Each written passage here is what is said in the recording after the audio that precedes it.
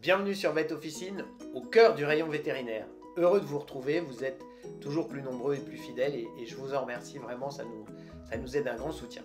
Aujourd'hui, je veux vous parler de l'infestation massive par les puces. Je ne parle pas de la prévention, je ne parle pas... on est face à un animal qui est bourré de puces, il y en a dans la maison et ainsi de suite. Donc, c'est un conseil spécifique qui doit être préparé. Chien, chat. Un conseil pour les chiens, un conseil pour les chats. Pour agir le plus vite possible, vous n'avez qu'un moyen à l'officine, c'est le spray.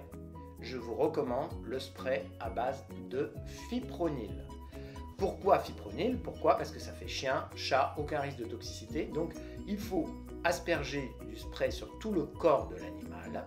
Et soyons très clairs, il n'y a pas de résistance au fipronil. Parfois, il y a des échecs, des pipettes à base de fipronil, mauvaise application, trop forte pression parasitaire, ainsi de suite. Mais le spray, il n'y a pas d'échec.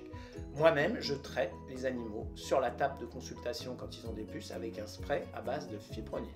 Si vous êtes face à un chat qui a peur du spray, vous mettez le produit dans un gant et vous le frictionnez en commençant par l'arrière, la queue, le ventre, le dos et vous finissez par la tête parce que quand l'odeur va arriver, ça va être infernal. Si vous ne pouvez pas utiliser de spray à base de fipronil, vous avez une solution très élégante qui sont les comprimés de Capstar. Les comprimés de Capstar sont sans ordonnance, 24 heures, 100% des puces tuées. Alors, c'est un peu plus lent. Maintenant, ça agit sur l'ensemble du corps et vous allez avoir un résultat. Il y a des comprimés pour chiens, des comprimés pour chats, vous avez tout ce qu'il faut. Donc, Capstar ou le spray à base de fipronil, quelle que soit la marque, je ne m'engage pas sur la marque, mais ce sont les deux moyens efficaces. Le shampoing. Alors évidemment, le shampoing quand l'animal est sale, le shampoing par exemple à la tétramétrine ou certains shampoings qui sont, disons, avec un insecticide peuvent donner un bon résultat. Simplement, vous n'avez aucune rémanence. Donc, vous finissez le shampoing, poum, vous êtes obligé de mettre un spray. Alors le spray à la permétrine, il y a un seul labo qui en conserve un pour la pharmacie, c'est Béafar avec le Canigarde. Pour les chiens, ça marche aussi très bien. Spray, mais c'est dangereux pour les chats. Donc si vous avez qu'un grand chien, ben, vous pouvez vous permettre un spray Canigarde. Si vous avez un chien, un chat ou votre chien risque d'aller voir des chats, non. Les enfants, quand vous mettez le spray, ben, vous le mettez de côté pour 15-20 minutes. Quand c'est sec, il n'y a plus de risque. C'est quand c'est mouillé que c'est embêtant. Donc il faut laisser sécher le chien tranquillement.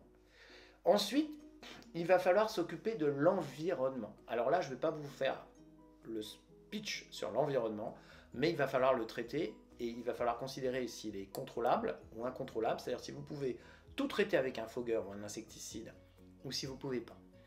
Et ce sont deux méthodes différentes.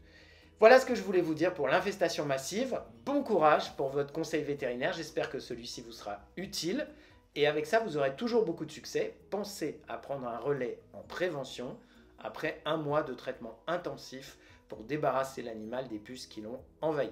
À bientôt sur Vet Officine. Allez sur notre site vetofficine.com et retrouvez-nous très régulièrement sur cette chaîne YouTube. À bientôt.